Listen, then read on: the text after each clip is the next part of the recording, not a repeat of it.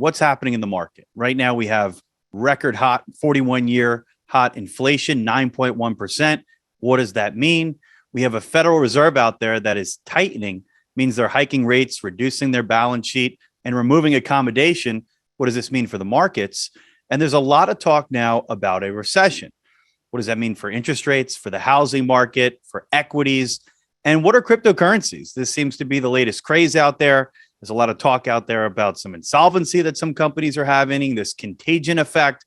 Cryptocurrencies are down over 60% from their all-time highs. Is this a good investment? Is it here to stay? Is it a fad? Is it going to change the way we do business and change our lives and is truly revolutionary? These are all some of the topics we're going to cover. Going to try to make it step by step and take a lot of the complicated stuff happening out there in the economy. And hopefully my goal is over the next hour to give it to you in a way that is easy to understand. And no matter what business you're in or what conversation you're having, be able to take some of this content and translate it and really be the expert yourself. So if you guys see, there is a chat box, and I see many of you typing in there right now. That's going to be the best way to communicate with us. I do have Matt Breenan and Gavin Lowther on the call with me today. They're going to be monitoring your questions.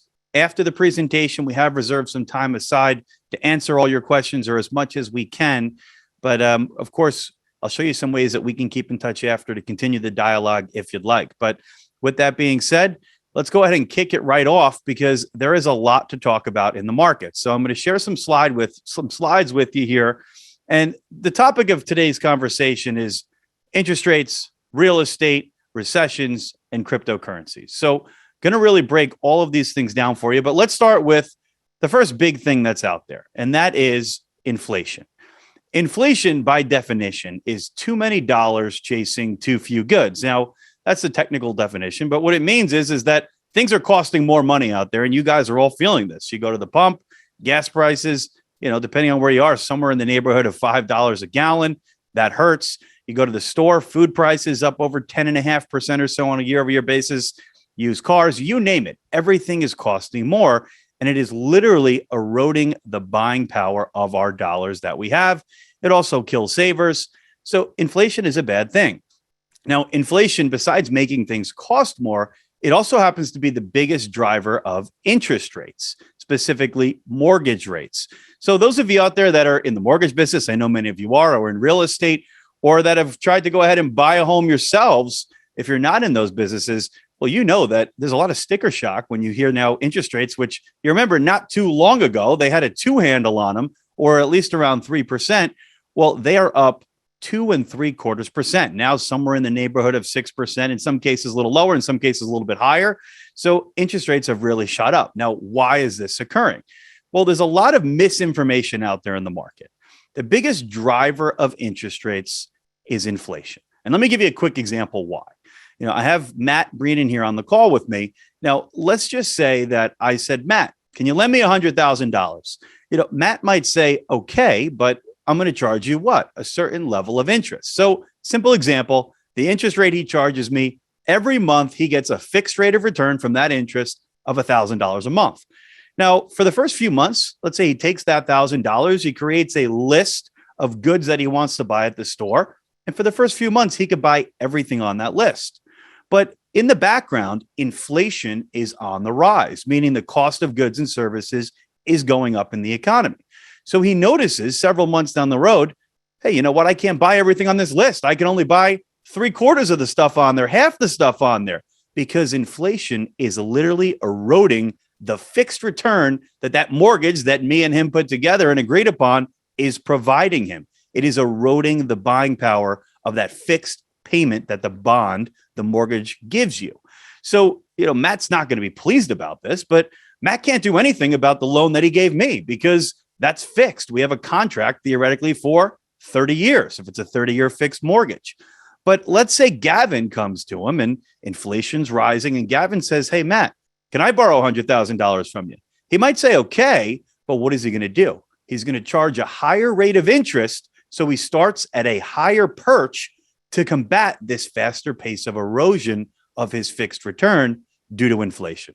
Now, this is an oversimplified example, but it shows you why when inflation is rising, the end investor there is going to require or demand a higher rate of interest. So this is something that is happening in the economy right now. And if you look at this chart, you'll see the blue line here is your 30-year mortgage rate. And the white line is CPI, which is the consumer price index, which is the inflation number that everybody's looking at that just most recently hit 9.1%. And you could see how closely these two things mirror each other. When inflation goes up, shortly thereafter, interest rates go up. When inflation comes down, interest rates follow suit. And you could see this mirror itself almost perfectly throughout history. And this chart's going back to the 1970s or so. Now, as a result of this, we have a Federal Reserve that is literally trying to curb inflation by slowing down the economy. Now, there's a lot of bad information, as I mentioned out there. Many people out there believe that because the Fed is hiking rates, that is why mortgage rates are higher. Couldn't be further from the truth. The reason why mortgage rates are higher is because of inflation. Now, what the Fed is doing with some of their tools that they have is they are stepping in to try to curb this inflation. How? Well, they have a few tools. They have the Fed funds rate, which is an overnight rate that banks lend to one another. It's basically the opposite of a long-term rate like a mortgage or a 30-year rate. Now, when the Fed hikes this Fed funds rate, it does a few things and directly impacts certain things. It will cause short-term treasuries to move higher. It will cause your credit cards, your car loans, your personal loans, your small business loans, which can be extremely impactful on the economy because, remember, we are very much a credit economy. And many of these business loans are tied to the Fed funds rate. So you had a Fed funds rate that was at 0 for a very long period of time. And now that's headed towards 3.5% is where they want to bring it. Well, that makes it much more expensive for businesses to take out loans, to expand. And we know that dollars have a multiplier effect. And we are very much a credit economy where about every dollar out there, there's about $17 worth of credit. So the Fed is trying to slow down the demand side of the economy. Now, how did we get here? Well, it was a bad combination, in my opinion, of fiscal and monetary policy. Now, I'm not trying to get political here by any means, but we had COVID that occurred, and we had a bunch of money that was thrown at the situation, trillions of dollars of stimulus. It's estimated that it accounts for almost 4% of the 9.1% inflation that we're seeing today. You also had a Federal Reserve that was trying to stimulate the economy. So what did they do? Well, they kept the Fed funds rate at 0, and they also did a ton of buying. They were buying at one point $120 billion a month in mortgage-backed securities and treasuries. Why? Well, they wanted to keep long-term rates low to make it cheaper to borrow. If interest rates are cheaper, what are people going to do? They're going to borrow money. It promotes growth in the economy. It increases GDP, and it helped to pull us out of this COVID scenario that we were in. And at the same time, on the supply side of things, well, you had a perfect storm because supply chains were crippled due to COVID, and they're still not back online, many of which not even close. So remember the definition of inflation: too many dollars chasing too few goods. We had easy monetary policy, trillions of dollars thrown into the system, and supply chains on the supply side crippled. So what can the Fed do? Well, the Fed can't go ahead and magically help the supply chains get better and help more products and supply come to market. So the only thing the Fed can do is destroy the demand side of the economy. And that is literally what they're trying to do by raising the Fed funds rate. Now, counterintuitively, when the Fed hikes, if they are able to get inflation under control, which is their goal here, you can actually see mortgage rates and long-term rates improve and come lower. Why? Remember, the main driver of mortgage rates is inflation. And we've seen this happen many times in the past. If you go back to the 1970s, you had Paul Volcker. Now, he hiked the Fed funds rate by 9 percentage points. We're talking about 75 basis point hikes here, right? He hiked it by 9 percentage points, and you saw mortgage rates after that fall by 6 percentage points. Now, it did cause the economy to slow and sent us into a recession. If you go to the 90s, Alan Greenspan, he hiked the Fed funds rate by 1.75%. You saw mortgage rates come down by 3%. Again, though, there was some unintended consequences. You did see the economy slow down, the S&P dropped significantly, and once again, we went into a recession. So some of the other things we're going to cover in today's call is what's the impact of what the Fed is doing today, and are there some recessionary indicators out there? But going back to inflation, there's a lot of people I see out there that are saying inflation looks like it's starting to roll over. And they've been talking about this for quite some time.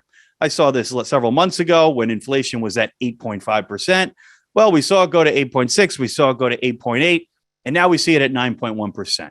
But I think the problem is many people don't understand how these inflation reports work. So let's break this down. When we take a look at the consumer price index or any of the inflation reports out there, it's important to note that they work on a rolling 12-month basis. So what does that mean? Every month, we get a new monthly inflation reading. The one we just got for this past June of 2022 was 1.3%. You can see that right here in the chart, an extremely hot inflation reading. But if you take the previous 12 months and you add them up, you get your year over year inflation number, which is currently 9.1%. But because it's a rolling 12-month basis report, if we look back to the numbers from last year that we're going to be replacing, it can tell us a lot about where inflation may go. So if you look back to June here of 2021, we had to replace a number of 0.9%. Now, many people saw that number and said, hey, that's a pretty high bar that we got to replace. Maybe inflation is going to level out or even come down. But if you take a look, we got a number of 1.3%. And that is why you saw the year over year inflation number increase from 8.8 to 9.1%. Now, what about when we look to the future? Many people thinking that inflation is kind of starting to roll over. We see some commodity prices starting to come down. Yes, that may be true, but I don't think we're out of the woods yet. Why? Well, if you take a look at the summer months from 2021 that we are going to be replacing, they're very low numbers. You can see July of 2021 was 0.5%, August 0.3%, September 0.4%. So I do think that, hey, if we get any numbers near this June number that we got of 1.3%, well, you're going to see the year over year inflation numbers continue to rise. Think about it like this.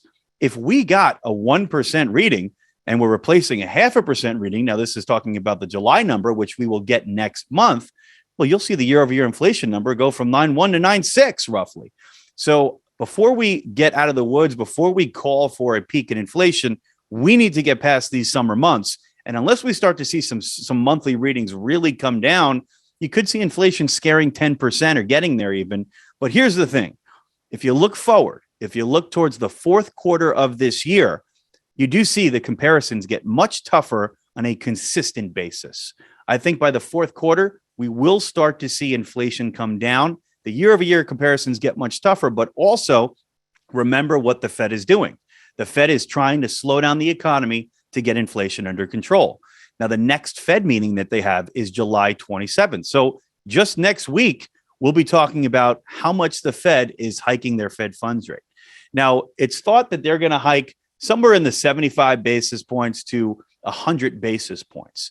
But there is a mole out there, and many past Fed presidents had this, and the current one that kind of leaks to the media what the Fed's going to be doing as to not surprise the markets is this guy, Nick Tasiros. And he just came out, released an article saying the Fed's going to be hiking 75 basis points. He was also the one prior to the previous Fed meeting when everybody thought they were going to hike 50 basis points that said, hey, the Fed's going to hike 75 basis points. So with him saying it's going to be 75, I do believe that is what we are going to see. But you might be asking yourself, well, the Fed's been hiking now, right? The Fed's hiked at each of the last meetings by 75 basis points, 50 basis points. How come we're not seeing inflation come down? Well, these things take time. It's not like you're going to automatically see the Fed hike and this filters its way through the system immediately. Remember, it causes loans on certain things, short-term rates to go up, which does over time slow down economic activity. But here's an example. Let's say I was sick and I went to the doctor. Well, if he goes ahead, the doctor, and prescribes me some medication, I'm not going to take my first dose and 5 minutes later be dancing on the tables and celebrating that I feel great. It's going to take time for it to impact my immune system and for me to start feeling better. It's no different here with the Fed, with their prescription here of the higher Fed funds rate. It's going to take some time, but by the fourth quarter of this year, I do think you will start to see the Fed funds rate start to bite on the economy a bit more, and you have the tougher comparisons, especially when you get to the latter part here. So I do think fourth quarter, we'll start to see inflation come down. We'll start to actually see some relief in mortgage rates. But the big question out there is, are we going to be headed for a recession? Well, if we look historically, and I mentioned a couple instances just before, when the Fed hikes rates, they have a pretty bad track record of going ahead and hiking too much and slowing down the economy. Now, I'm a little bit critical of the Fed because, listen, the Fed is a bunch of academics. Many of them, most of them, do not have real world business experience. So they're kind of dictating some of the most important things in our economy in this ivory tower, but doesn't have real world business experience. And they're a big part of why we see these boom and bust cycles. The Fed cuts rates, keeps the economy very accommodative, does all kinds of asset purchases, causes assets in the economy to boom out of control. And then what happens? They reverse course, they let it go too much, and then they start tightening. Oftentimes what they do is they over tighten or get themselves in a bad position like they are right now where they don't have a choice. And then you see the economy head into a recession. Well, take a look at this chart so you can see the past track record of the Fed. These blue vertical lines are your recessions, and this white line is your Fed funds rate. So that's what we're talking about when the Fed is hiking rates. If you take a look, the Fed, every time they go on these rate hike cycles, which they're doing right now, you can see they hike, you get a recession, and then they automatically start cutting and reversing course to try to once again stimulate the economy. And you can see this happen in almost every single instance as the Fed goes through these rate hike cycles. It slows the economy too much and you get a recession. They are doing that right now. But it's not just this. There's other indicators or other symptoms out there in the economy that are showing us weakness. Now, one of the things you may have heard on CNBC or on any media outlets that may be a little confusing, but I want to break it down for you, is an inverted yield curve. So first, let's talk about what a regular yield curve is. Well, this is what it looks like. You can see here, a normal yield curve goes up and to the right. What does that mean? Well, we're taking a look here at treasury yields. And as you put your money away for a longer period of time, let's say you were going to invest your money in a 2-year treasury versus a 10-year treasury. Well, you would expect as you put your money away for longer that you get a higher rate of return. That's normal. That is a normal yield curve. But there's some phenomenons. There's periods in history where the yield curve goes inverted. What does that mean? That means that right now, if you put your money away for 2 years versus 10 years, you're actually getting a higher rate of return for putting your money away for 2 years. Now, that sounds backwards or upside down or inverted. And that is exactly what we're seeing today. You can see that the spread between the 2-year and 10-year is negative 21 basis points. That means that it's 21 basis points of a greater return that you get for putting your money away right now for 2 years versus 10 years. Now, this is a sign or a symptom of weakness and a slowing economy. And if you look historically on this chart, when the yield curve is positive, it's green. And when it's negative or inverted, it's red. Well, the reason why people make a big deal about this is because this has been a very accurate recession indicator historically. You can see every time it goes red or inverted, recession, inversion, recession, inversion, recession, time and time and time again. We even saw a brief inversion before the 2020 recession that we had due to COVID. That was only about 2 months long or so. And you could see where we are today. We saw a couple inversions here in the beginning of April, and now we are seeing some more meaningful inversions. But it's happening all over the yield curve. You actually can see here, if you're looking at a yield curve, the 10-year yield is lower than the 7-year, the 5-year, the 2-year, the 1-year, the 3-year. And you will see these inversions get worse as the Fed continues to hike. Why? Because remember, as the Fed hikes the Fed funds rate, your short-term yields move higher. And if they get inflation under control, you can see those long-term yields come down. So from a yield curve perspective, this is certainly pointing to a recession. Now, how about the unemployment rate? Because I see people like this, who, by the way, happens to be one of the Fed governors. They are a voting member and they are very active in the Fed. They come out and say stuff like this. Well, I don't see a recession happening because the unemployment rate is only at 3.6%, which is near a historic low. But they don't understand how it works. Let me show you. Conceptually speaking, people might think that a recession happens when the unemployment rate is at its highest point. It's actually the opposite. Recessions in every cycle occur when the unemployment rate reaches its lowest point and then begins to turn higher. And if you look on this chart, this is the unemployment rate, and these blue vertical lines are your recessions. In every cycle, it's not when it's at its high, it's when it's at its low and turns higher that you get a recession. Low turns higher, recession, and you can see with 100% accuracy, this is the way it works. Well, why does it happen this way? When things are good, when business is good, the labor market is tight. The unemployment rate is low. But once things start to slow, what is one of the first things that companies have to do? Unfortunately, they have to reduce headcount. And we're seeing a lot of anecdotal stuff like this, aren't we? We just saw Apple just say that they're going to have to start slowing their hiring with certain groups. Other companies that you guys see out there, we're cutting 20% of our labor force. Now, when these people get laid off, what do? They change their spending behavior. They don't go out to those restaurants. They don't go out to, the movies or to those retail stores as much. They have to really trim on their spending. Well, what happens then to all those companies that were relying on that? They then have to lay people off. And this is where it becomes a snowball effect. You can see here clearly that once it turns higher, people start getting laid off. It has the snowball effect. Boom, it shoots up and you see the unemployment rate go much higher and you get a recession. Well, where are we today? Well, you could see that we have leveled off here for the last 4 months in a row. It stayed at 3.6%. I do think in the coming months, we're going to start to see this go higher. Just going to be another indicator for us that we are headed, in fact, for a recession, despite what some of these people in the media that don't understand how these things work say, even some of our beloved Fed members out there.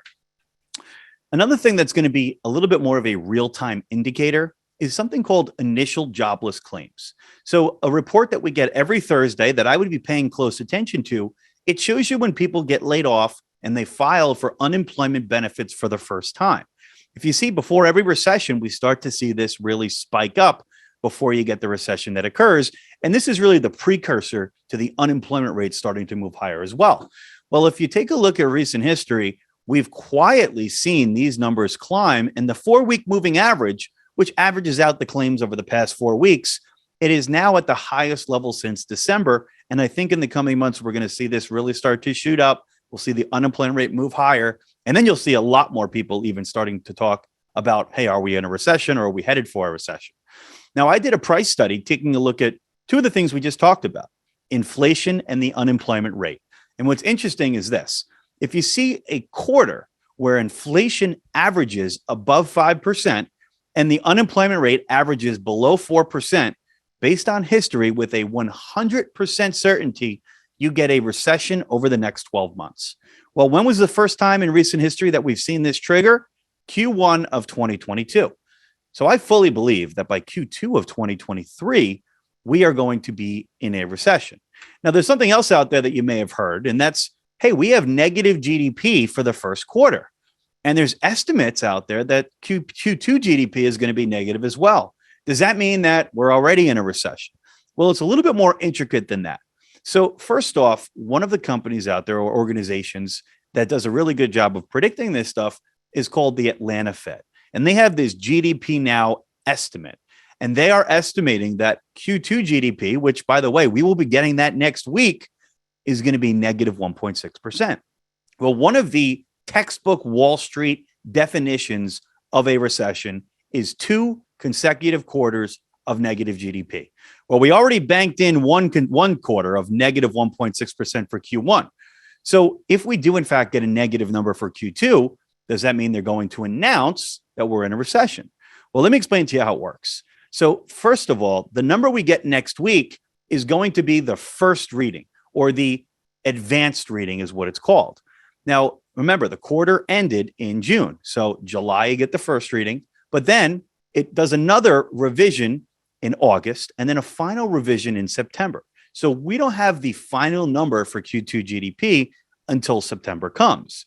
But even so, if it's a negative number, what has to happen for there to be a recession called out there officially? Well, the person that does it, or the organization that does it, is called the NBER, or the National Bureau of Economic Research. And their definition is much more broad and nuanced than just 2 consecutive quarters of negative GDP. Now, it's important to note that throughout history, there's never been 2 consecutive quarters where the NBER didn't eventually call a recession, but it doesn't have to happen right away. Their definition is that we need to see economic contraction, but it has to be meeting their criteria of depth, meaning you see the economy contract significantly, duration, meaning it's longer than just a very short period of time. They like to see it for, let's say, somewhere in the neighborhood of 6 months, and diffusion, meaning it is a widespread economic slowdown, not just in one sector or one area. Now, there can be exceptions. Look no further than the COVID recession, because that was very brief, but it was such a meaningful decline in economic activity that they said, hey, we're in a recession. Do I think that all of this criteria has been met yet? No, which is why I am of the camp or of the belief that even though we're going to see 2 consecutive quarters of negative GDP, we may not get the official announcement until Q1 of 2023. But make no mistake about it, I fully expect us to be headed for a recession.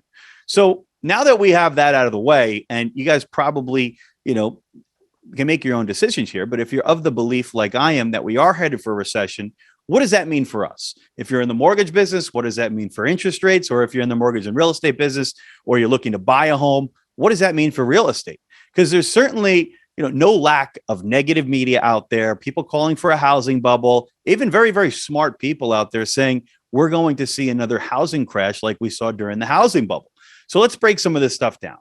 First of all, from an interest rate standpoint, if you remember back to the beginning of our talk, what is the biggest driver of interest rates? It's inflation. Well, during a recession by definition is deflationary because you see the economy slow down, which means pricing pressures come down. Remember, you also have the Fed hiking us into this already slowing economy.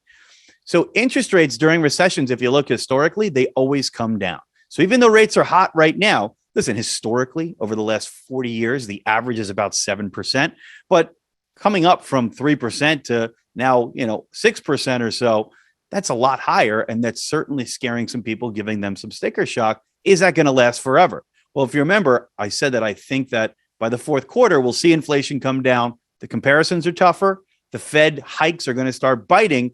But then if we get a recession by Q1 of next year, you're going to see interest rates, I think, fall pretty meaningfully, not to where they were before. They're not going to have a 2 handle on it or even a 3 handle, but could they get into the 4-something ranges? I do believe so. That does provide a good refinance opportunity out there. And also, take a look here. If you look historically, the last recession, we saw rates drop from 3 3/4 to 2 3/4. So by 1 percentage point. The recession before that, from 6 to 4 7/8. Before that, from 7 3/8 to 6 3/4. The recession before that, from 11 to 8 3/4. Before that, 18 to 13%. And before that, 16 to 11 3/4%. So at least as history as a guide here, you will see interest rates decline if we get into a recession. Does that mean you should pause now? I don't believe so if you're looking to buy a home, because remember, you can do a low-cost loan today and then refinance over the next year and save some money. But what does that mean for real estate? Now, everybody makes this mistake. And when they hear about the economy going into a recession, they automatically remember the 2008, 2009 recession and the housing bubble. Now, this chart shows you the recessions again, and the white line shows you home values. Now, here's the mistake people make. They believe that the recession caused the housing bubble, but it was actually quite the opposite. You see, the housing bubble dragged our economy into a recession. You have to remember that housing makes up about 15 to 18% of GDP. And we had some big problems with housing back then. There was some very nonsensical loans being done, fog up a mirror, 580 FICO, no income, no assets. And a lot of the appreciation was driven by speculation and widely available credit out there. Today, it couldn't be more different. We are seeing less than 1% of transactions being sold in disclosure, short sales or foreclosures. You're seeing loan performance at record levels. You are seeing good loans being done, much tighter underwriting guidelines. But as you'll see, listen, sometimes it's as easy as looking at supply and demand, and supply and demand metrics could not be more different than we saw back in 2007. But here's the thing I want you to pay attention to on this chart. If you look at the other recessions out there, remove this one here, which was the housing bubble that led us into the recession. One thing I think you'll find interesting is that during these other recessions, you actually saw home prices do quite well. In this past quick 2-month COVID recession, saw home prices increase and then increase much more significantly after. But even some of these other recessions here in the 2000s, the 90s, the 80s, the 70s, home values did pretty well. Why? Well, much of that is because interest rates significantly drop, but a lot of it has to do with the supply and demand dynamics as well. Now, I am not saying that, we're not going to see a slowdown in housing. I'm not saying that we're going to see home values continue to go at the pace that they're at today, but I don't believe that we're in a housing bubble like format or condition. And I'm going to show you why with some data. So first of all, the media is out there beating the drum on a housing bubble. Is this something new? No, the media is smart. the media tries to appeal to the part of your brain called the amygdala, and that's where you register fear. The media is in the eyeball business. You never turn on the 10 o'clock news and they say, everything's really great. Here's the 5 things that can kill your child.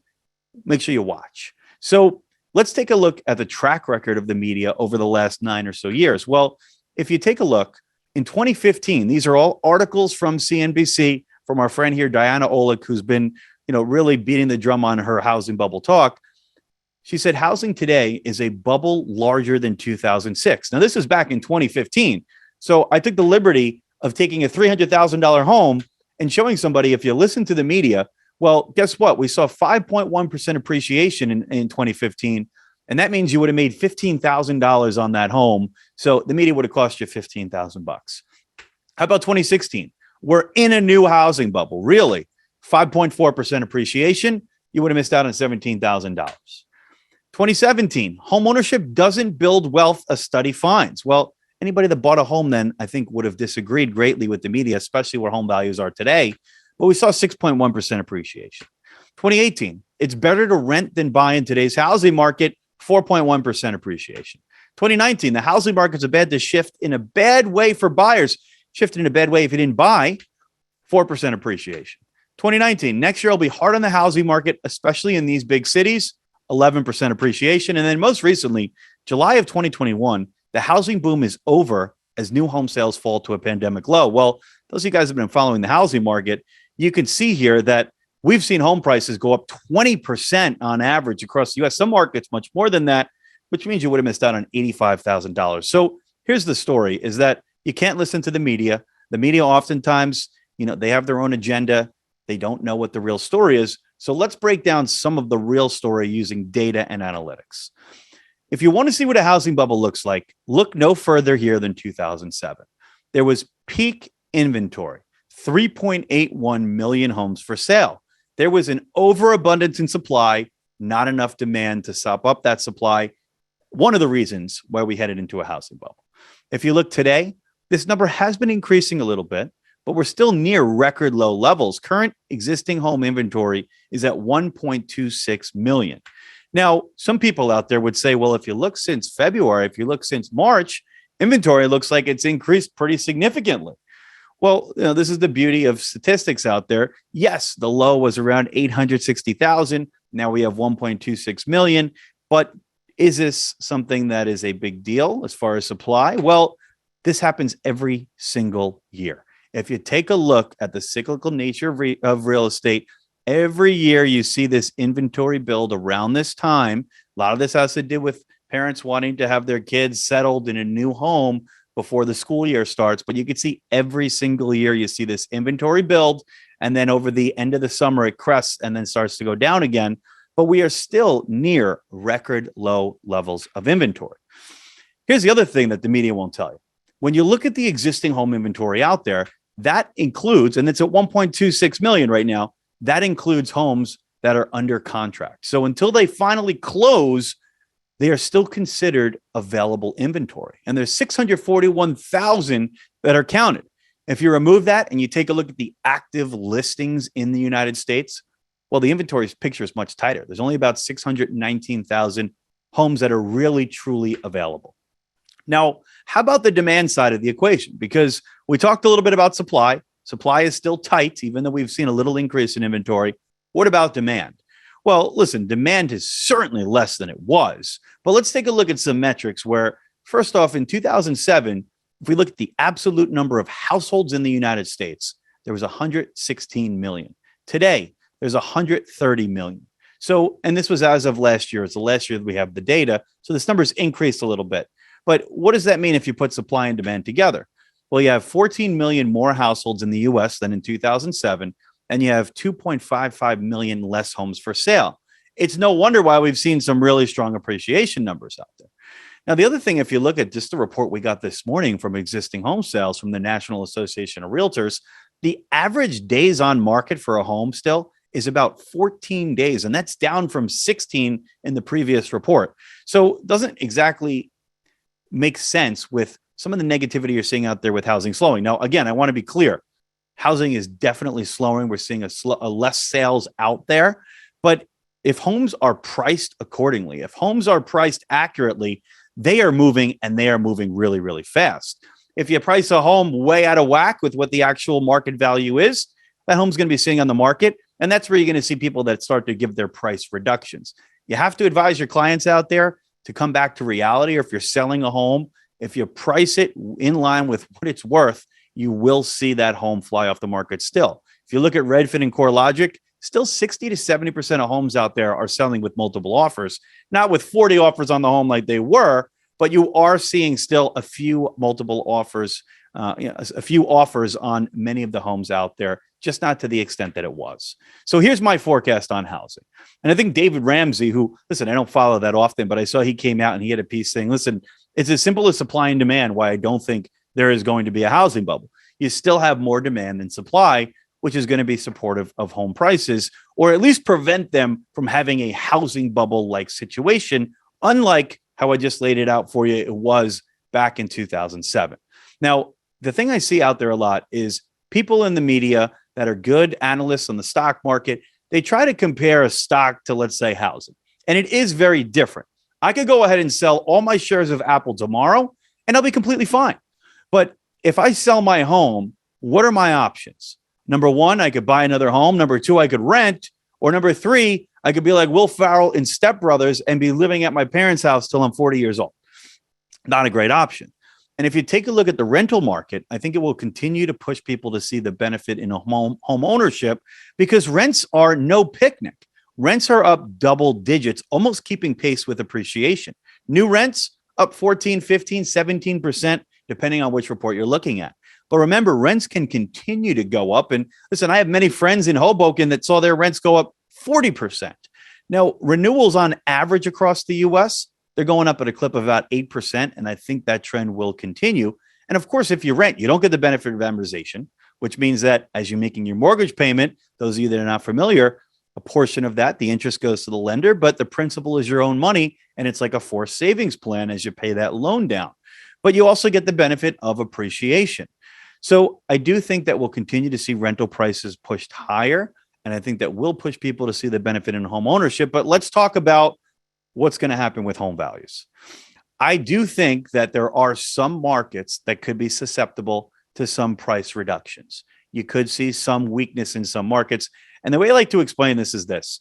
If we are in the hottest stock market in the history of our existence, if you look at the S&P 500, you're going to see a lot of the stocks still doing really, really well and setting new all-time highs, right? But some of them, not 100% of the stocks are going to be in the green. Some of them are going to be in the red. Some of them are going to underperform.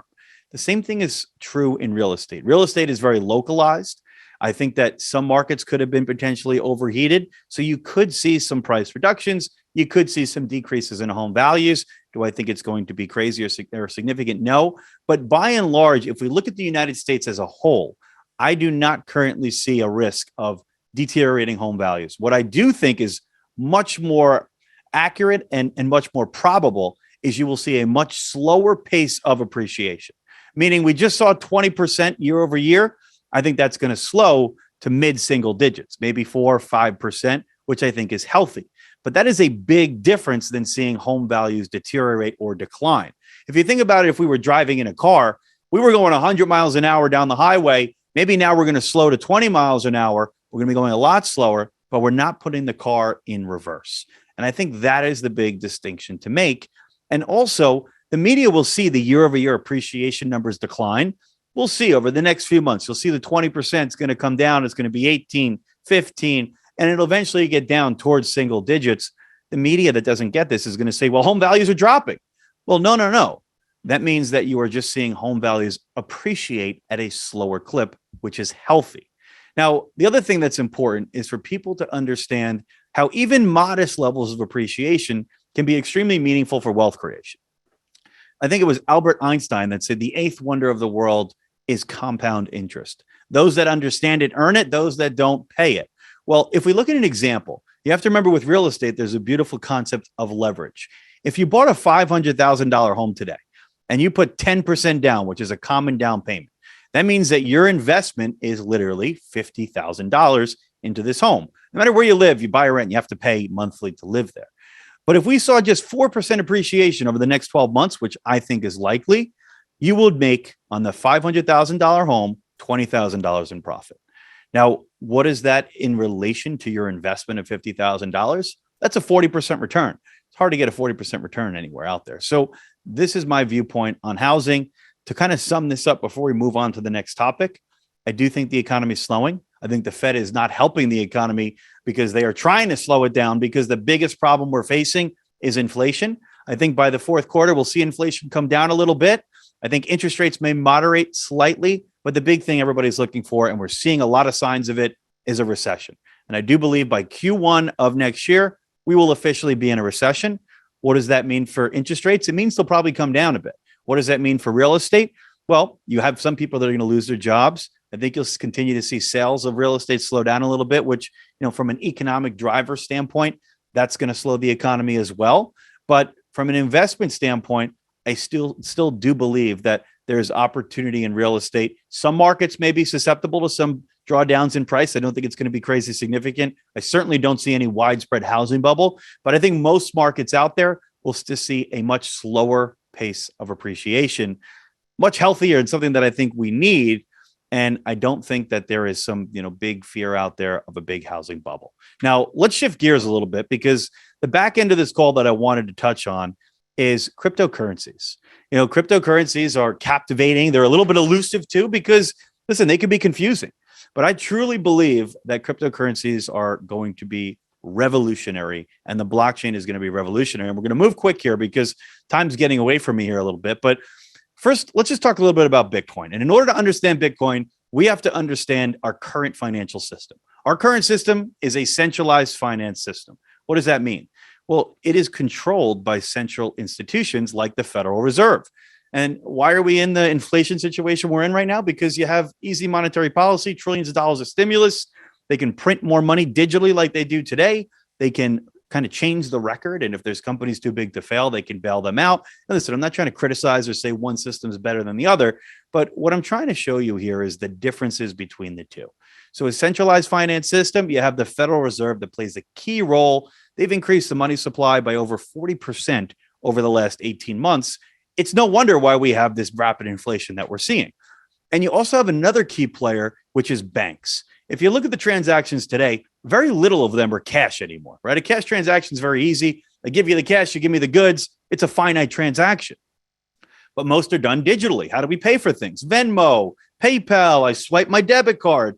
Who keeps track of all that? Your bank does. Your bank literally has a ledger behind their security wall. It has my direct deposit coming in from my business. It has me swiping my debit card, and then it sends money out of my account. And what it's trying to do is keep an accurate real-time tally or ledger of how much money I have in my account, because the big problem is they want to make sure I can't double spend the digital dollars that I have. I can't go and swipe the debit card 4 times real fast and spend more money than I actually have available in the account. Now, there's some drawbacks to having these centralized finance systems and these banks, right? First of all, who's controlling the ledger? One institution. There can be some bad actors out there. We've heard some stories about some ugly things happening, but how about, do you really control your money? Well, Canada and Russia, we've heard these stories about accounts getting frozen, right? If you're against the Freedom Convoy or different things happening in Russia, you've seen these accounts literally be frozen where your assets are no longer yours. You can't have access to them. And when we're talking about centralized finance systems, processing and remittance and stuff can be very delayed. You send if you're on the receiving end of a credit card payment, that could take 48 hours to clear. Checks, 72 hours. ACH is 48 hours. Domestic wires, you can most likely get done in a day, but you ever try sending a wire internationally? It's expensive. It could take a long period of time. What if you want to go to the bank? Most banks out there, based on their hours, you can't go after 5 p.m. You can't go on the weekends. You don't truly bank yourself. Now, before we get into how Bitcoin is trying to decentralize the flow of money, I thought that this analogy could be helpful for you to understand what cryptocurrencies are really one of the things that they're trying to do. Before the internet, which now we all look at the internet and it's like second nature to us. We could not imagine a world without the internet. Well, if you take a look before that, information, which it's now pretty decentralized, it was centralized. If we wanted to learn about history, what did we do? And, some of those younger bucks on the call here might not remember this, but you would go to the library, you take out one of these Britannica or encyclopedias out there, and you would read about history. What's the problem with that? Well, there's an old saying, history is written by the victors. If you look at our history books versus another country, I guarantee you the lens and the story told is very, very different. But these are written from a few key sources. Whenever you have centralization, well, there's always some probability of corruption, fraud, manipulation. But then what happened? The internet came out, and then we got things like Wikipedia. Wikipedia, instead of a centralized source, you have hundreds of thousands of contributors across the world that are fact-checking and contributing to the ledger of history of information. And that is very much what the internet did to decentralize the flow of information throughout our society, throughout the world. This is kind of what Bitcoin's trying to do for money. The way I want you to think about it is a new monetary system, and it is decentralized. It was created for the digital age, and this is a system where you don't need a central bank. You don't need the Fed to determine how much money we're creating, what rates are going to be at, and you don't need banks either to help you facilitate the flow of funds. Instead, you literally bank yourself. Nobody, if I want to, nobody can have access to my coins but me, and I can send my money directly to anybody else that has a Bitcoin wallet in the country within minutes for a fraction of the cost that it would take you to go ahead and wire money in a much quicker amount of time than it would take you to wire money or send it in other ways. A couple other key differences. The transactions are final. Once a transaction occurs, you can't go ahead and change that or alter that. You can't give somebody a bailout or erase how much they owe. It's called immutable is the term. And the reason why it's called, it operates on the blockchain. The reason why is because each chain is built on another, and you can't go back and change the ledger. The other thing that's important to note about Bitcoin, unlike our dollar, which we're seeing inflation happen because there's too many dollars chasing too few goods. Well, Bitcoin has a finite amount. It is literally the most hard, scarce asset that we've ever seen. There can only ever be 21 million Bitcoin, and to date is about 19.1 million that have been created. So you've seen over 90% of the Bitcoin that's going to ever be out there is currently out there. So let's talk about the blockchain. Let's talk about how things work here. So the blockchain can be confusing, but in simple terms, it is just a globalized and decentralized way of verifying things. So you can use blockchains for anything. And I can tell you right now, I think we're going to see blockchains disrupt a lot of the ways that we're doing things, whether it's in real estate or you name it, okay? But in any situation where things are slow, they take a lot of time, and they are being verified to a central organization, which is really kind of archaic for the current time period. This is a much faster, much more organized, much cheaper, and more accurate way of verifying things. So when we're talking about Bitcoin specifically, if you remember, with our dollars, when we're swiping our debit card, we got the bank that has their own ledger. So don't get confused by this. Everybody's keeping a ledger to make sure that you have the money you say you do, and money is being transferred to the people that you say it's being transferred to. The only difference is with Bitcoin, it's on the Bitcoin network through the blockchain. So this means that instead of a bank verifying these things, you have literally millions of computers that are plugged into this network that are doing that job, keeping the tally, keeping the ledger accurate and secure. And you might ask yourself, well, that sounds all well and great, Dan, but why would somebody want to plug into the Bitcoin network? I've heard that it could take a lot of computing power to do so. Why would somebody want to do this? The financial reward is in the right place. Meaning, if you, to keep this simple, if you solve a math problem, if you're the first to record a block, which has a bunch of transactions in it, to the blockchain, if you're the first to do that, you get a reward of 6.25 Bitcoin currently. Well, that's a lot of money. Talking about thousands and thousands and thousands of dollars.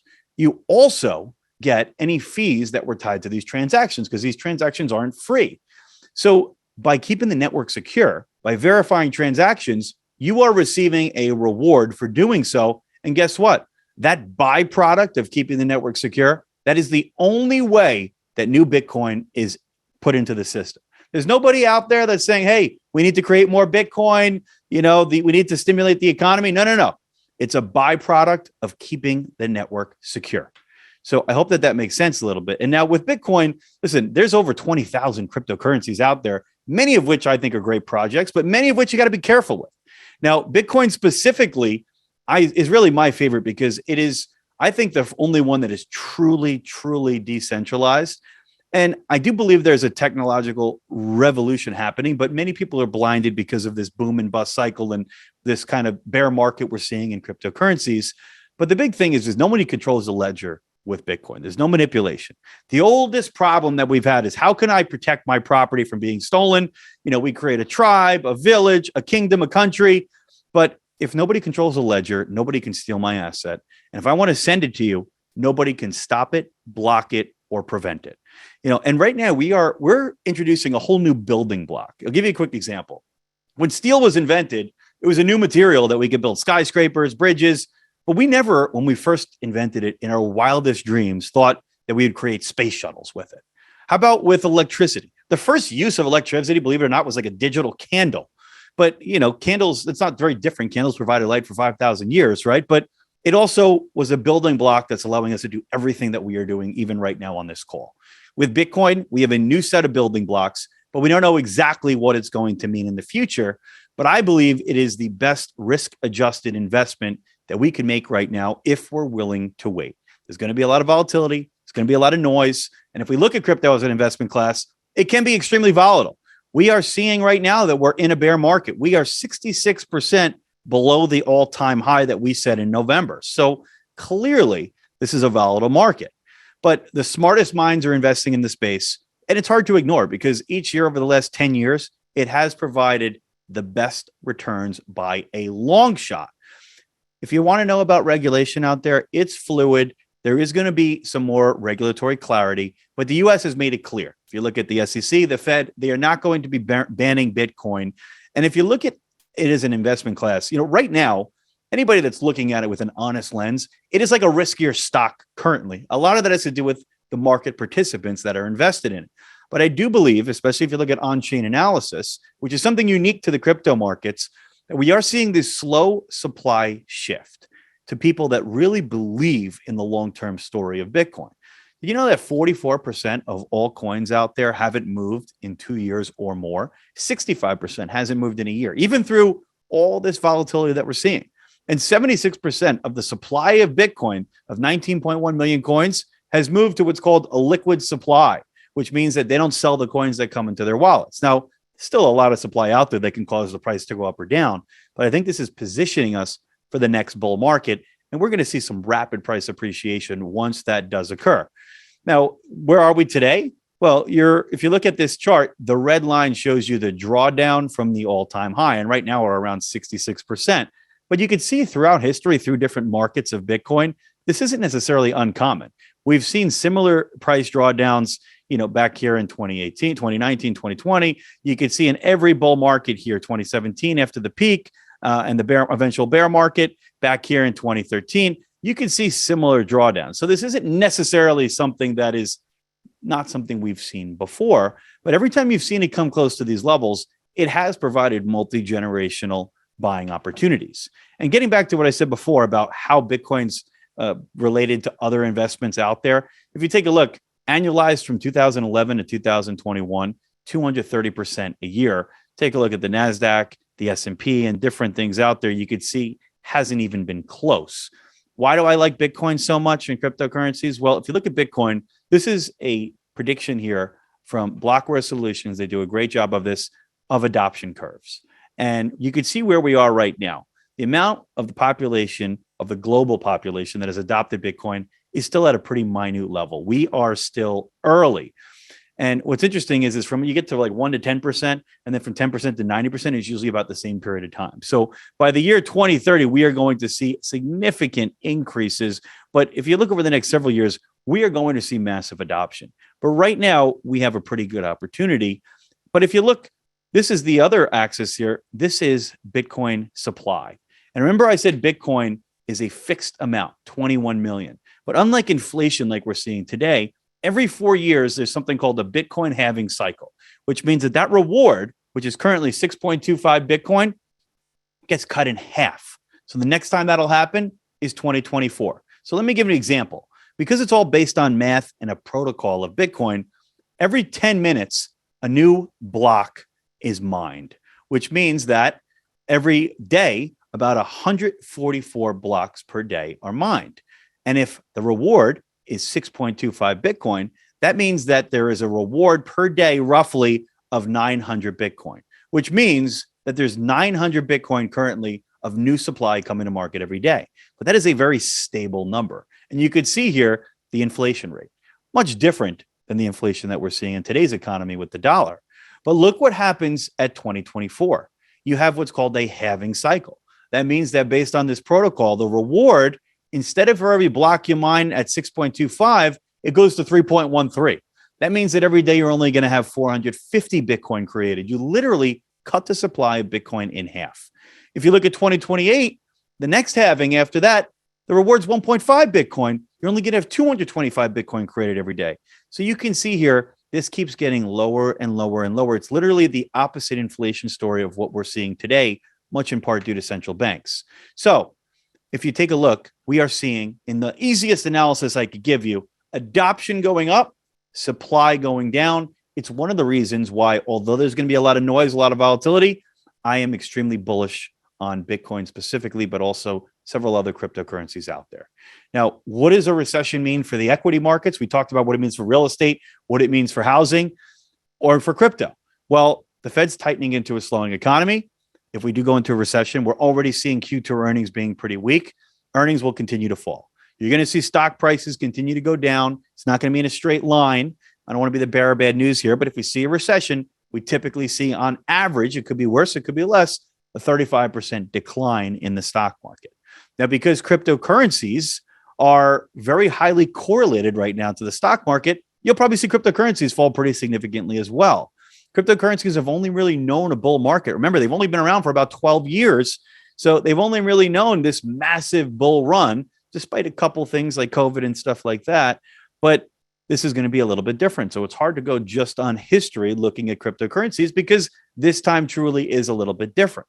However, where's cryptocurrencies today? Just over 20,000. It is 66% below the all-time high. I still think it's one of the best risk-adjusted investments out there. And here's the thing. If Bitcoin goes to 12,000, 14,000, is it going to matter if you bought it at 14,000 or 20,000 when in the next bull run, this thing is well above 100,000? Now, listen, this isn't financial advice, but this is truly where I do believe it's headed in the next few years. You don't want to miss out on the opportunity. But if you want to learn more about this, if you want some guidance on the mortgage and real estate space, if you're not already with us at MBS Highway, please check us out. You can sign up for 2 weeks to check it out for free if you haven't already checked it out. But if you want to learn more about cryptocurrencies, my partners and I have created a company called CryptoCharged. You can go to www.cryptocharged.com. And if you go there and you use the code webinar today only, you will get a 60% discount. It's $400 per year, $40 a month. Again, it's for today only. The code is webinar. And I want to just show you real quick how you can utilize it. So you come to cryptocharge.com, you click join now, and you enter in that code webinar, and you could sign up on a monthly or annual basis. But just to show you really quick what this does look like, I think we've really created the most easy to use, best portfolio managing type platform out there, but also analyzing the data every single day. We do a video in the morning, we do a video, a live show at night that it takes your questions, but really breaks down everything happening in the market from a macro perspective to different coin projects, technical analysis, on-chain analysis, and let you know our opinions on not only different coins, good entry and exit points, but should you be dollar cost averaging in? Do we think that, the price could drop to X level based on technical analysis? What is the on-chain analysis showing us? There's a coin library. There's an unbelievable community that we've created through Discord where people are interacting, asking questions, and having access to us on a day-to-day basis. We even show you our portfolios, what we have invested, what our allocations look like. And if you're brand new to crypto and you want to know where to start, you start at our learning center, and we will break down in detail for you what cryptocurrencies are, what technical analysis is, and step-by-step videos that will guide you and make you the expert and at least give you some education. Because the reason why we created this company was there were so many people I was watching out there that were literally investing in something they knew nothing about. And that's when people get hurt. That's when people invest in coins that are no longer available today, that have gone under, where it's been rug pulled underneath them, or investing at the wrong times. Listen, nobody's right 100% of the time, but I always think it is great to be as educated as you can before investing or looking at any opportunity out there. So we really are the only platform that I think takes this complicated stuff, breaks it down, but then also gives you a four-prong approach. What's the news going on? What is the projects? What is the technical analysis? What is the on-chain analysis? And really giving you the best chance of being successful. So with that, I will stop. And I know we're kind of at call time here, guys. So I apologize that we went a little bit long, but happy to stay on if anybody has any questions, or Gavin or Matt. I don't know if you guys kind of identified any questions that might be good. I did in fact see a couple people asking about cold storage devices. Do you guys recommend any cold storage devices that people can check out? I'll let Matt take that one. I'm a huge proponent of cold storage devices. I'm sure you guys have seen things going on out there with Celsius and Voyager right now. And cold storage is the best way to have self-custody of your assets and have full control over how much you send, where you can send it, all that good stuff. So I've been using Ledger Nanos for about 5 years now. I highly recommend the Ledger Nano X. The Trezor models are also very good. Nothing bad to say about them, but I've just personally dealt with the Ledgers for about 5 years now, and they're highly excellent devices, run about $120. Very nice. Another, Rishi, what is your perspective on Ethereum with the upcoming merge? Do you guys have any things you would like to share about Ethereum? I know that's another big proponent, taking about another cryptocurrency that's very proponent in the space. Yeah, I mean, I'll talk to what Ethereum is, and then Matt, if you want to make some comments on the merge. But Ethereum is probably like the number 2 cryptocurrency out there, and it's also one that I truly believe in. And crypto land is really, you had Web 1, which was like you can just consume information online, right? And then you had Web 2, where you can interact online. And then Web 3 is really what cryptocurrencies and the blockchain is today. And if you think about it, I think we all wish that we could go back in time, and that the internet, which runs on a protocol, TCP/IP, we all wish that the internet was like an investable asset, right? But of course it wasn't. But if it was, you'd be like the richest person in the world. Well, I want you to think about Ethereum as its own network. So there's other companies that are, transacting and doing business on the Ethereum network. But instead of where the internet is like largely free, right? You have to pay in Ether, in gas fees or Ethereum, anytime you want to transact or send data along this network. And you have the opportunity to actually invest in the network itself. And you actually can have some rights and some say in certain things, but it is literally the ability to invest in a network. And think about also like on your iPhone, right? You have the iOS operating system if you have an iPhone. Well, then you have all these apps in the App Store that have built their businesses to run along the iOS platform, right? And it's the same thing for Droids.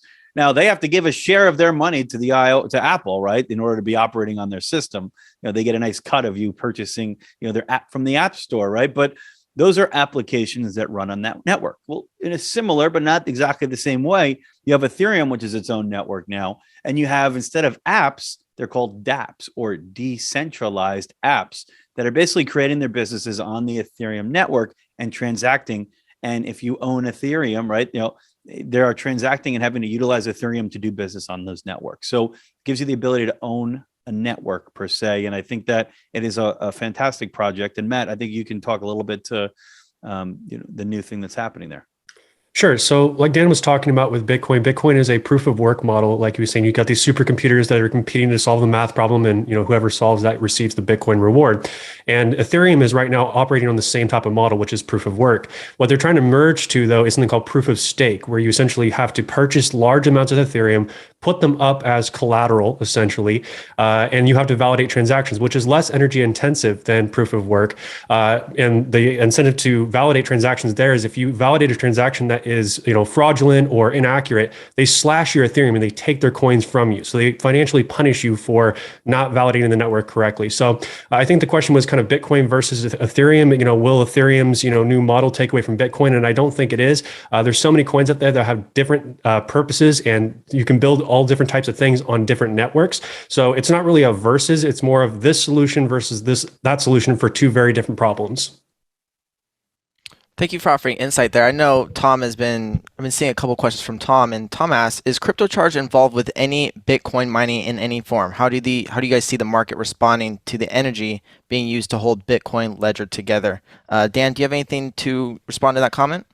Yeah, so we're not involved in mining by any means, but sometimes we do some analysis on some of the miners out there by looking at some on-chain analytics and, hey, are miners, capitulating and selling some of their holdings that they have and different things like that. And also, based on where the price of Bitcoin is, are certain mining instruments out there becoming obsolete and having to come offline and things of that nature. But we don't personally do any kind of mining through crypto charged. Dan, can you speak a little bit to on-chain analysis? And that's very specific to cryptocurrency, something you bring on the show that we do daily. Why are you such a big proponent of on-chain, and why is it such a game changer when it comes to crypto specific? Yeah, so on-chain analysis is something, as you mentioned, Gavin, that's unique to cryptocurrencies.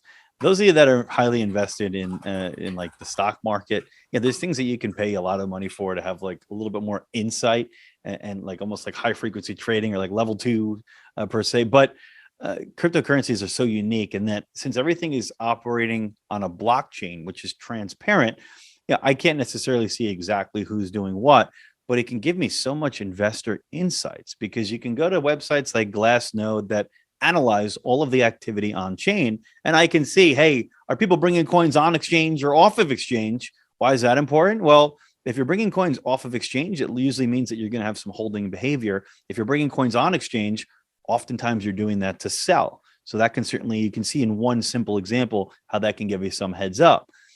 Who's selling the coins? Are they short-term holders? Are they long-term holders? There's endless insights that you can derive because everything operates on a blockchain. So I think you'd be foolish to ignore it. And here's the thing with it, though. It's not like you're going to look at on-chain analytics and then it's going to tell you where price is going to go tomorrow. But it is something that I think it's important to have a full, well-rounded perspective on what's happening in the market, what the investor sentiment is. So it's something that we certainly keep a close eye on. Thank you for sharing that, Dan. I know Melissa has a question here, but before we get to that question, Matt, you also cover the news. I think this is something you guys can both speak on. And Dan, you talked about the adoption story of Bitcoin.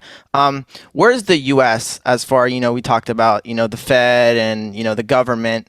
We haven't got to a regulation point in America, but what are you guys seeing around the world here with, the adoption of Bitcoin and cryptocurrency? Well, I think, we're certainly seeing the adoption story playing out, but you always see the adoption really take off during big bull markets. And then you do see the adoption come down during bear markets. And that's only natural to assume that that would occur, right? So the thing that I think is important to note is that it keeps setting a much higher and higher base each time this occurs. But we're still in the early innings of adoption. We've seen the U.S. come out and pretty clearly state that they want to give more regulatory clarity, but that they're not going to be banning Bitcoin. We even saw Gary Gensler say that he doesn't consider Bitcoin a security, but it's more like a commodity. But I think over time, we are going to see more regulation happen. Don't necessarily think that that's a bad thing, because if you get more regulatory clarity, that gives companies the green light once they have that to maybe add it to their balance sheet or to invest more in it. I think that we also are going to eventually see, maybe this year or maybe next year, a spot ETF for Bitcoin come out. Makes no sense to me why you could have a futures ETF where people could invest in a futures contract on an asset, but not the actual asset itself. It's just stupid, in my opinion, right? But other countries don't. Some countries have adopted it as legal tender, right? Look at El Salvador, but then you have other countries like China who's banned it. The thing that's interesting is that it's very hard to ban a decentralized asset. It's almost impossible. And that was actually the reason why we saw last year the May capitulation and downturn, because China, for the 13th time, said that they were banning cryptocurrencies, and you saw price go down. But then guess what? While the network suffered temporarily, the network has gone and set new all-time highs as far as the participants, as far as the secure nature of it.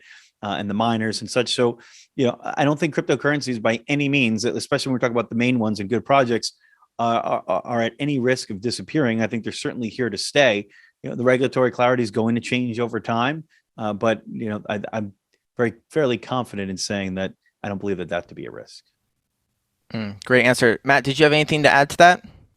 I mean, just as far as adoption worldwide, I think that's really kind of where we're seeing the most innovation right now is actually outside of the US. Like we're seeing Japan, we're seeing Paraguay, we're seeing the UK, we're seeing Saudi Arabia, we're seeing all these other parts of the world that are adopting cryptocurrency at an exponential rate. Actually, tomorrow, the UK is looking at a bill to regulate and create framework for stable coins. We know that the United States is working on a digital dollar and potentially CBDCs, which are central banks for digital currencies. So there is framework being worked on. It's always a slow process when you're going to change a monetary system. It's not going to happen overnight, but I'm seeing so much global adoption outside of the US right now. Hey, one question I'm just seeing, Gavin, that Brad is asking, which I think is an important question to answer, is what about the theft that you've seen by Bitcoin hackers, right? So there's a big distinction that you want to make between Bitcoin itself being hacked and an exchange where people are trying to buy or stake cryptocurrencies is hacked, right? So by no means has the Bitcoin network been hacked by hackers, right? Bitcoin and its protocol and its beautiful monetary system, it's almost impossible. You'd have to take over more than 51% of the network by bad actors in order to hack it, and they'd have to be keeping up and making a longer bad chain than the good chain of everybody else who's financially incented to keep the network secure. So it's a virtual impossibility to have the Bitcoin network hacked. However, just like any other exchange or any other company out there, right? You hear about banks that get hacked all the time, right? This is something that unfortunately can happen, which is why I believe Matt is a big proponent of, hey, look, you want to buy or sell cryptocurrencies, you got to go to an exchange to do so. But when you're done with it, one of the liberating things about cryptocurrencies is you can take them offline. You can put them into your Nano X device, take them offline, put them into your wallet. With cryptocurrencies, you can literally memorize a 12-word seed phrase and go anywhere in the world. As long as you memorize that seed phrase, get access to your money and be able to transact with anybody anywhere in the world. But you have the ability to do so. Where you get into trouble is if you're on some kind of wonky exchange that maybe, isn't the most secure, and you have your coins on there and then some bad actor happens to hack them. But that could happen with anything in our economy, right? But, if you have your money in cash in a safe, right? This is a bad example because this is not like what crypto is, but unless somebody robs your home, you're not gonna be able to do that, right? You're not gonna be able to steal your money. It's not exactly the best analogy there, but you get the point. Very good answer, Dan. And Melissa, we'll finish with your question, but Matt, I want you to speak to Zhengzhou, which happened last week, where bank was freezing assets. Can you speak a little bit about that? Because I think that would kind of paint a really good picture about what we're talking about here. Yeah, I'm sure you guys saw something in the news about this. It's actually for banks that serve both rural and urban areas out there in China, and they're insolvent. They actually cannot make good on all of the certificates and all of the deposits that people have put their life savings in and all those things, and they're unable to retrieve them. And there's riots going on right now. They're backing up police trucks and military trucks in front of these banks so that people don't completely burn them to the ground. So I think it's important that when we look at those things, we consider the value of not only self-custody, but decentralized money where a single centralized entity doesn't have control of those things, because this is right now in 2021. This isn't, okay, we're looking back and we didn't have the regulatory framework for how banks are supposed to operate. They know how they're supposed to operate, and they're not doing it anyway. So I think that this is where cryptocurrency really steps in and shines. Great answer. So wrapping up here, team, Melissa asked, do you have any good recommendations for a beginner looking to invest in coins that aren't so costly? Oh, great question. And I think I see Rashi also kind of echoing something similar there, right? So a lot of times people will see that Bitcoin, even though it's come down a lot, is at, $23,000 right now.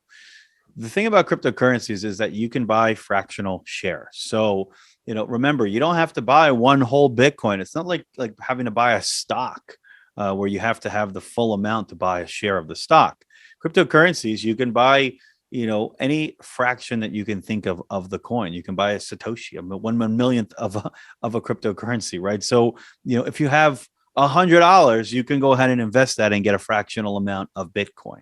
So also of note is that when you see it increase, you want to look at the increases on a percentage basis, right? So you'll still get your percentage increase of what you invested. Of course, if it goes up and you put a lot more money in, you're going to make more money, but you can get started with as little money as you'd like. Well, thank you, team. That's the gist of the questions I wanted to get to. Thank you for asking your questions, guys. I know they were well received, and the team loves answering those. I know we do have to jet to a show here in a bit. Dan, is there anything we want to wrap up with? Yes. So last piece I just want to just address here is, guys, thanks for joining us. I hope that the presentation was valuable. I know we went a little long, so I apologize, but I hope that it helped break down some of the moving parts we're seeing in the economy and also explain what cryptocurrencies are, why I think it is the best risk-adjusted investment that, is available to us today. Not maybe in the next couple months or even the next year, but I think, over the next few years, I think that people are going to wish that they had the opportunity to come back to today to buy some of these cryptocurrencies at these deep discounts that I believe that they're going to be at. But if you want to learn more, if you want to be plugged in on a day-to-day basis, please come check us out, www.cryptocharge.com. Today, only use that code webinar. It's going to give you 60% off. And listen, if you don't see the value in the service, you can cancel at any time. But thank you guys so much for joining me today. We did record this presentation, so does anybody want to share it with? We'll make sure to send it out to everybody. Or if you had to jump or miss portion of it, we will send that out to you guys. But thank you guys very much, and I hope you have a great rest of your day.